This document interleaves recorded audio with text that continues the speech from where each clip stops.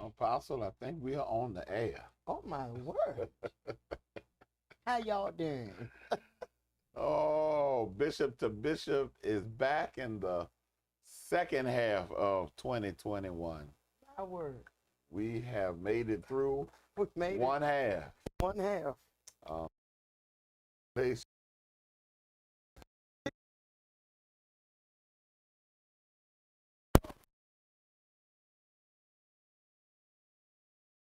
the work of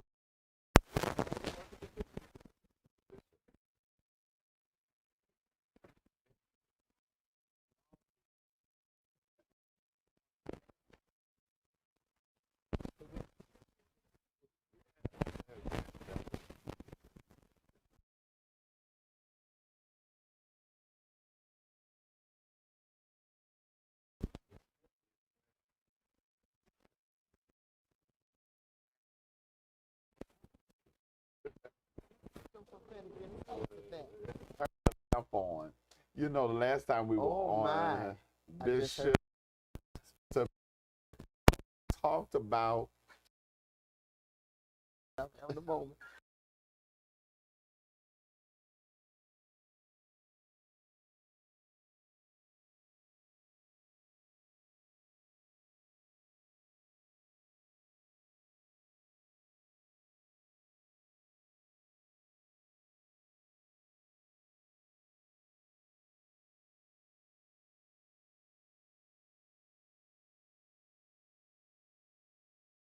some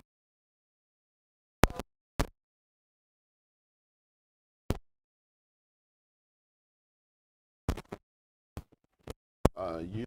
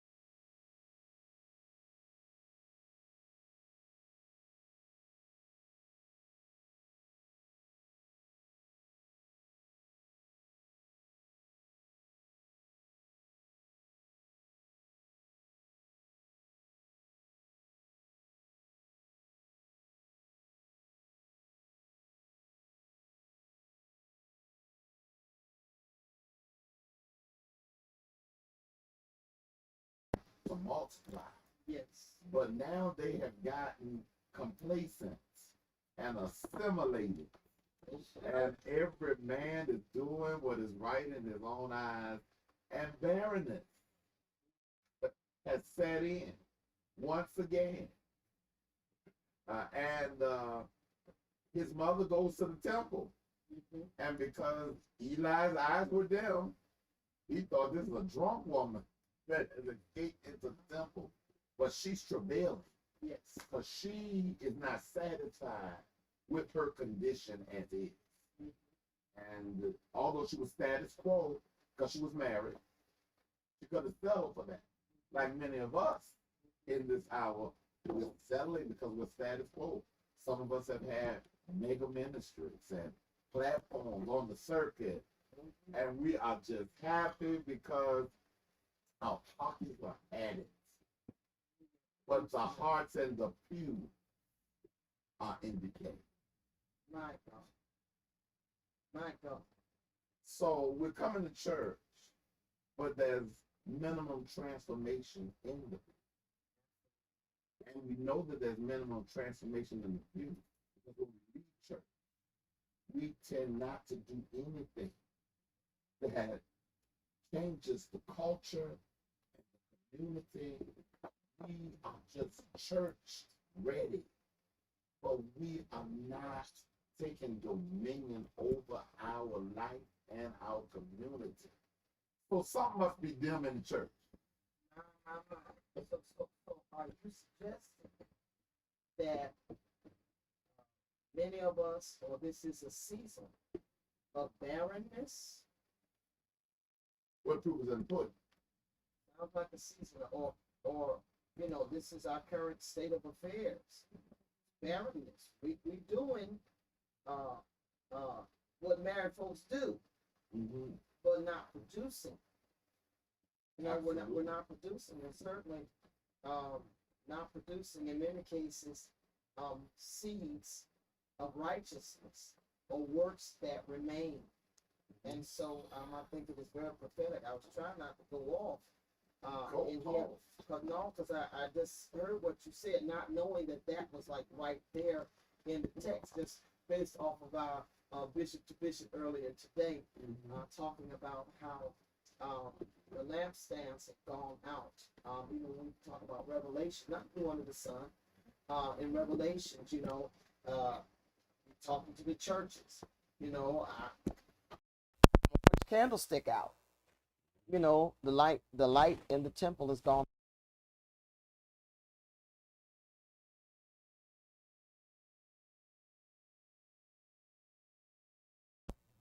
Are dim. Okay, probably indicative of age, but certainly metaphorically, it fits. There's a dimness. The light has gone out in the temple, and his eyes are so dim. You would think, as a priest, that as the woman was in travail, trying to get a son, to get the reproach off of her, the social stigma off of her, and to keep herself here when she's gone. She's trying to get all of that through. Isn't it interesting that the man didn't even know the sound of travail? That's what I heard. The cry. Her cry of travail should have been different of that of a drunk woman. Absolutely. And if maybe there was no more travail in the temple, and since there was no sound of travail, maybe everybody that came to church was drunk. Because something.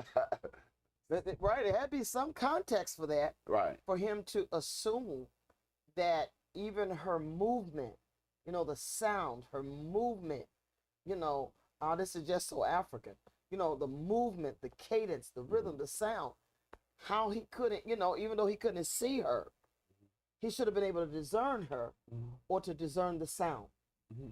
And we know that is possibilities, because even in the text, when Eli comes to him, and I mean, when Samuel comes to Eli and said, "Did you call me?" He said, "I didn't call you." He had to perceive after sending him back that perhaps maybe God is talking to him. He couldn't even hear God's presence in the innocence, in the innocence of the child who he was charged to teach how to minister in the temple. His mother gave him to Eli's care to be reared, because that was her vow to the Lord. Absolutely. That if you give me, just let me birth the child, I don't even have to keep the child. And that's self-denial. She represents all that Jesus starts his ministry with. If you're going to come after me, then you must first deny yourself. You don't get anything out of it. No, you don't. Other than the closeness, the bond, or where your treasure is, your heart will be. Right. You know, so that's it. It's that bond with the Lord and giving to God something for the greater good. For the sacrificing for the greater good. But it's interesting to me, he is commended to Eli for training, and the mentor don't know when God is speaking to the mentee. Some ain't right, Bishop. Some ain't right with the priest. So you some you here for the tea. Some ain't right. Some ain't right. Some ain't right with the priest. That we missed the birthing moment to push her and pronounce, give a prophetic utterance that is going to be granted unto you a child when the mother's in travail. But now the child is born, So it looked like he should have shifted to be a little more sensitive or paying attention to the children. But even there, he is. The children of a miracle, and we still missed it. He is still not able because something is going on. Now, this is just dealing with the whole context of what's going on in the temple there. We know he does not know how to deal with the children because his own children are not properly sacrificing on the altar. See, now well, I think I'm here for the tea. Just a minute, I'm just a little tea right here. Oh, See, when your own house is not in order, you're not prone to push. Oh God, I see it. I see it. You're not prone to push, to mentor, to do extra on other people's children because your stuff not straight and you've allowed your children to be unsanctified. You've allowed your children space and time. So you're not gonna typically invest in mentoring that which is sanctified and that which belongs to the Lord because you haven't done this first. Okay, let's go back because I think it was a challenge with the sound that has been worked out. We are just glad. So we'll recap for you. So just in case you missed, we are talking about 1 Samuel chapter 3 because we are looking at the condition of the temple in that text. One, we've identified that there was a woman in the text by the name of Hannah who was travailing, and she could not be properly cared for by Eli, the priest of the house. And I'll back up and read the text just in case so that you'll get some context of what we're talking about.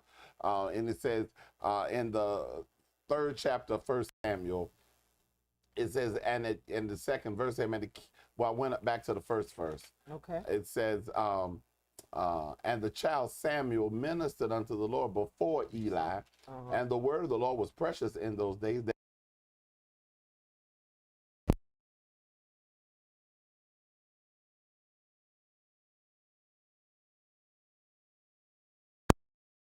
Waxed dim that he could not see, and ere the lamp of God went out in the temple of the Lord, where the ark of God. What happened? Ere the lamp of God went out in the temple of the Lord. The lamp of God went out in the temple. The lamp of God went out in the temple on Eli's watch. His eyes were so dim.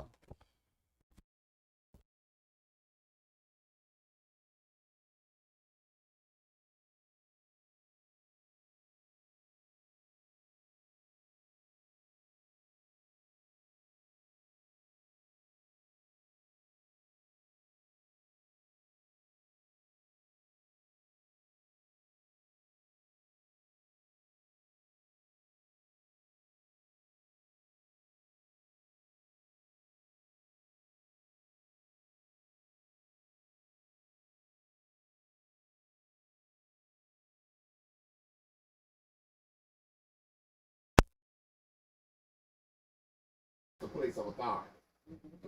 And you ought to be able to really have a spear of sight to know what is going on. But we have to really recover. Are we back on? Is the sound back on?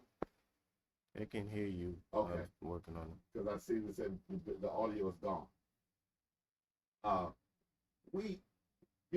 This conversation is so potent, Bishop, that the enemy will attempt. He doesn't want this to go out so I can understand that we're going to have, out of all of our bishops and bishops, this one is going to have a little technical difficulty because we're in a strategic time on the second half. Because the assignment for us now is not to do church, it's to attend to God and to make sure was the key commandment that the priest bear the ark of the covenant. He's in his place by the lamp and the ark, and he can't see. Like the New Testament say, the blind Leading the blind. leading the blind. A whole lot of us in the ditch and don't know it. Ditch and don't know it. And the further you are in the ditch, the more you can't see. All you see is what's around you in your immediate.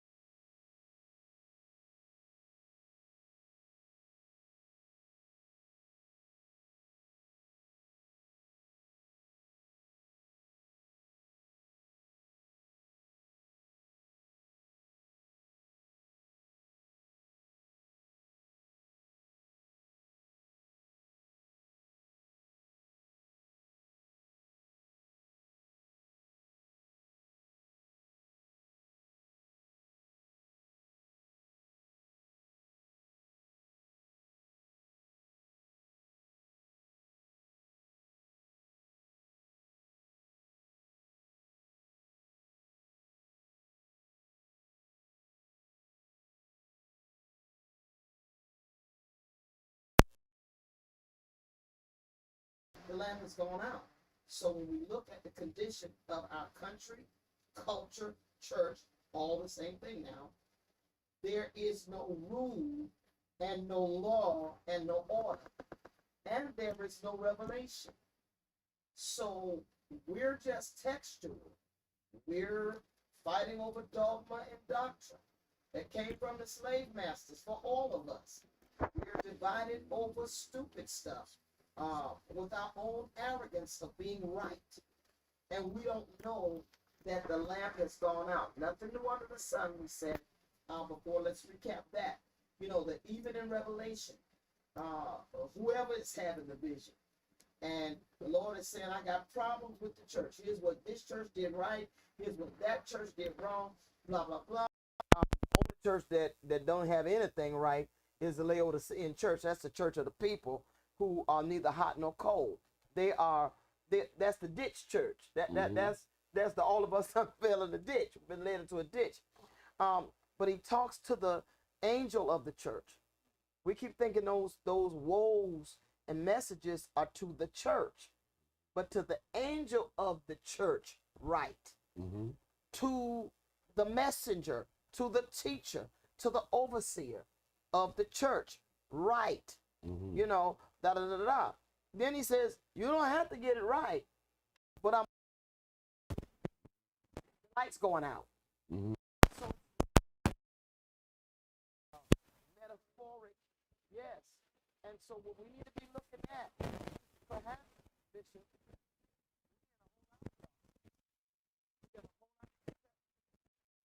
a whole lot of going out.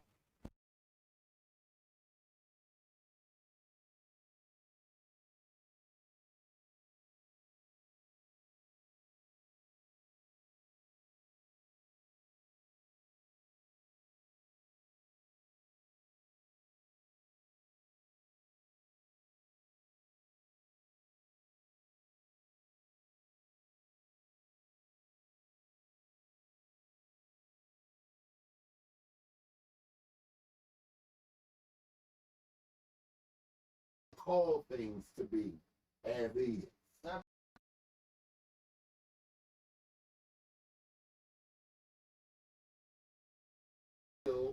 Is called of God to prophesy. He is the prophet. Are you saying then, hold up, wait a minute. Are you saying then that through Hannah's barrenness and her travail, her praying, her holding on to God, holding on to the horns of God,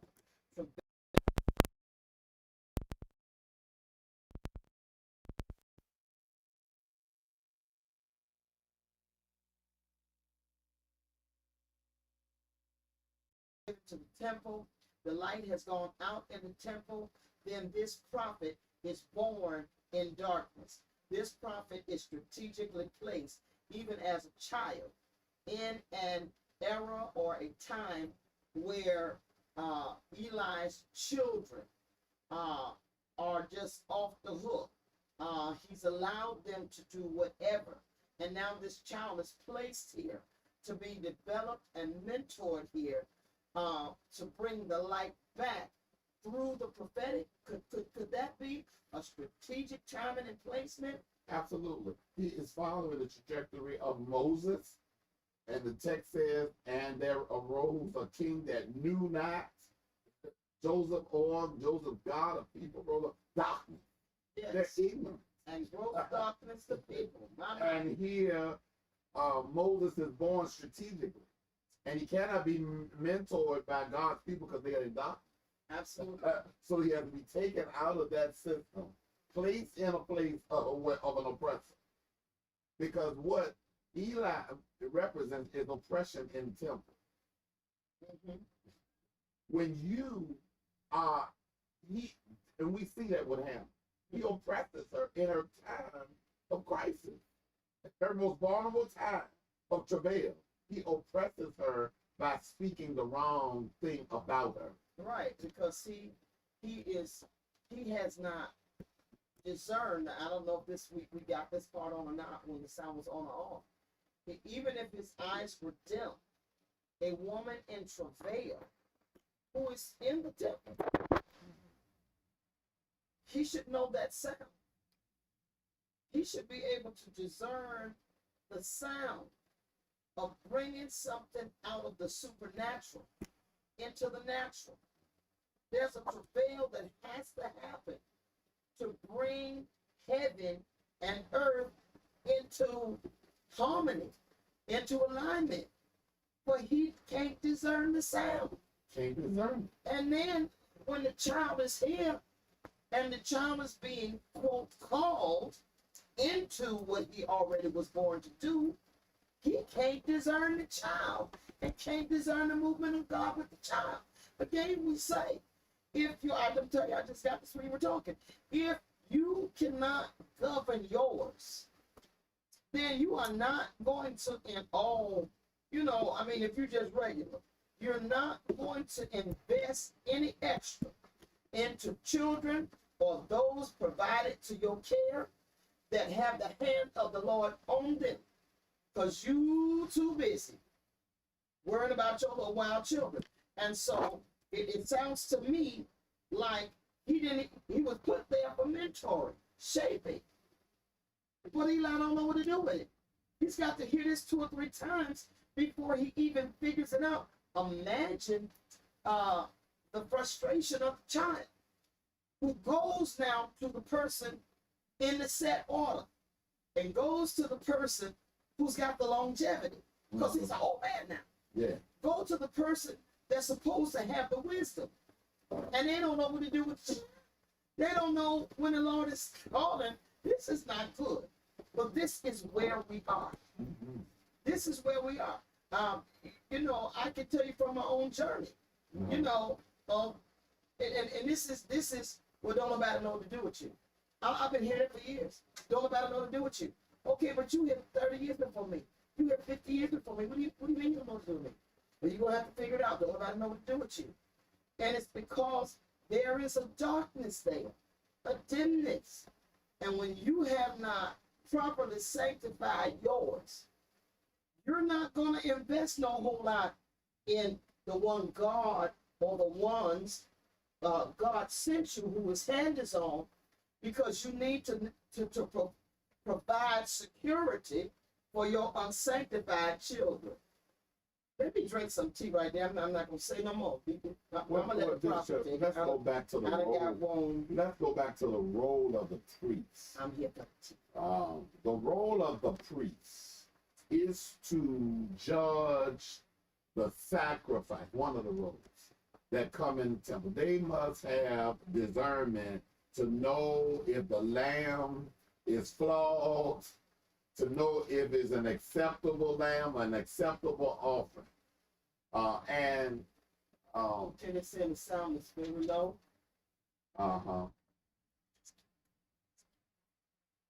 So, Is it still low, you guys?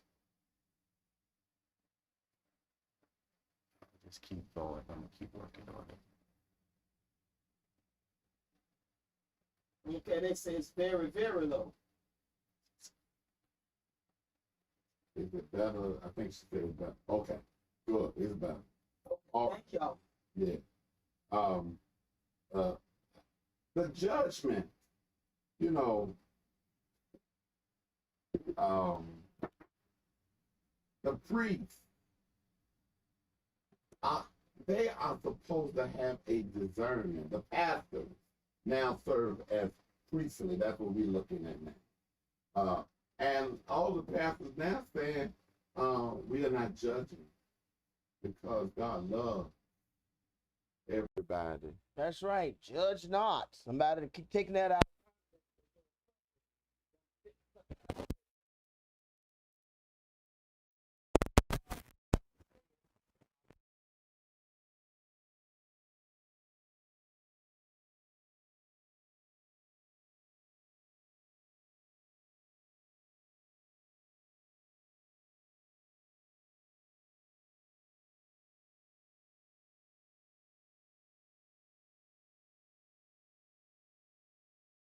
That we have substituted all facets of ministry and put it in one person. Mm-hmm. So that's the first thing. The order is off. The order is off. Secondarily, we didn't drop the Kool-Aid because we all in a ditch. The people leading us are our very oppressors. The people teaching us the Bible is our oppressors. The commentaries we're reading are from our oppressors and academicians with no revelation. And certainly no revelation for our people. So now we've been led in a ditch by folks that can't see nothing for us. Mm-hmm. And so, you know, now we're just following the nomenclature. We're following the culture of the church, which mimics the very culture that we live in. And so the light is dim. And so we don't have no revelation on nothing. You know, we think we're not supposed to judge. How are you a priest and can't judge? How are you a prophet with no judgment? How are you an apostle who's supposed to judge even the angels? How are you an apostle with no judgment? How are you big mama with no judgment? How are you papa with no judgment? How you a cook and don't have no judgment? What kind of food you serving? How you image consultant with no judgment?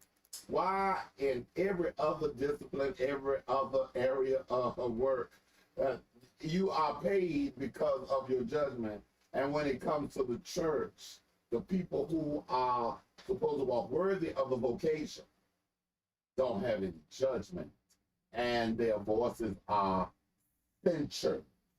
Yes, indeed. And there is a conspiracy to say, or propaganda to say, we are not supposed to judge because of a verse in, I think, Matthew, that's taken out of context. Taken completely out of context. And so clearly in the said text, there is no judgment. There is no sound discerning. Not for Eli's crazy sons doing everything in the holy place, nor any discernment of a woman in travail who is destined to bring a deliverer through a prophet, but couldn't bring it forth. No discernment of her, no discernment of the child's call to the Lord, though he is left primarily in Eli's care. But this is what's ruling.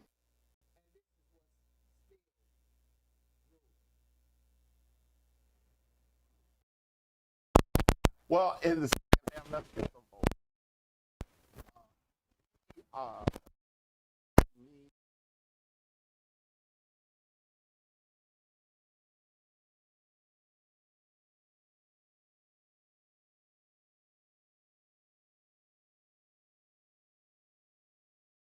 framework so we can critique our now condition. Because we cannot go any further until we critique where are we and what needs to be.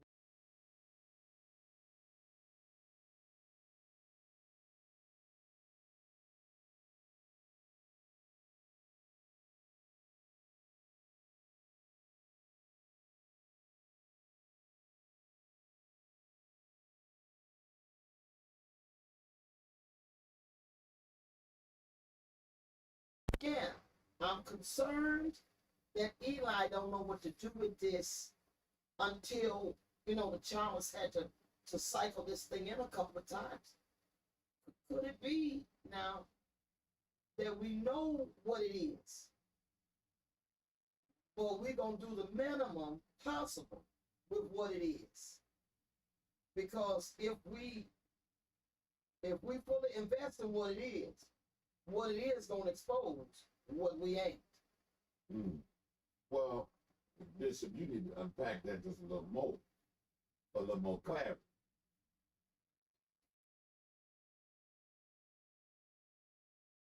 Those, but it is. We need to unpack the pronoun.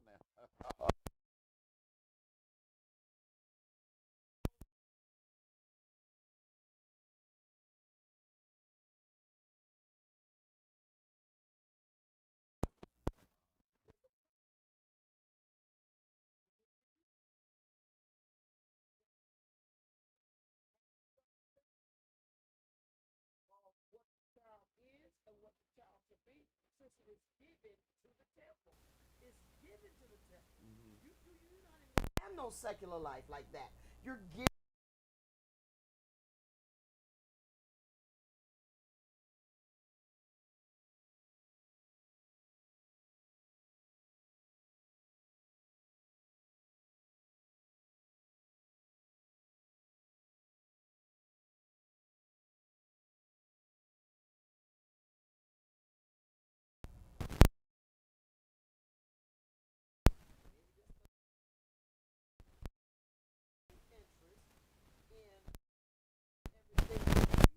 The child.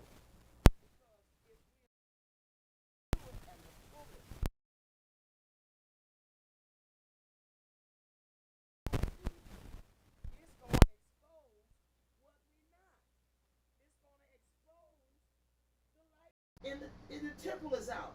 It's going to expose the condition of the pulpit, what the sons of Eli are doing on the altar.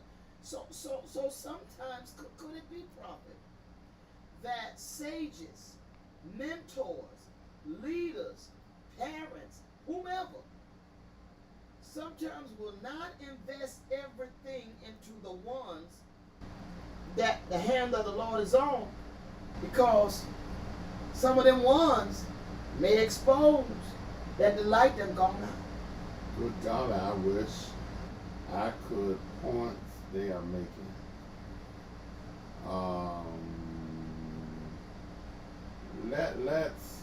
Let's because I want to make this sound sure. is still going in and out. All right, we're doing the best we can, y'all. Yeah.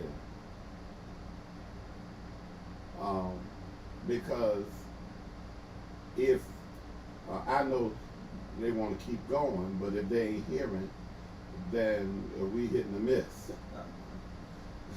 So, how is the sound now? I'm using this. I'm using my laptop, so you all sound far away. I'm trying to get the mics to work. Okay, well, what we gonna do? We going off of this program, and we gonna come back on, and without all that. With take 5-10 minutes, and we come back. Yeah, because we ain't keep on wasting energy. But the sound is going out. I don't know what's happening. I know you're doing the best you can, but there's another way to do that. Just go old school, so they can hear. Okay, so you guys, Yeah. we're gonna try to fix the sound.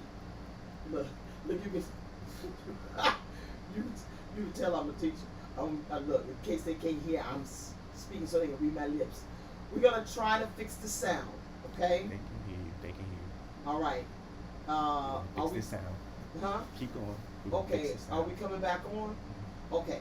So if you guys could do us a favor, because this is too potent, and too much, I think, being revealed prophetically and apostolically for it to keep going in and out. And we know it's frustrating for you because you would be if you didn't want to hear.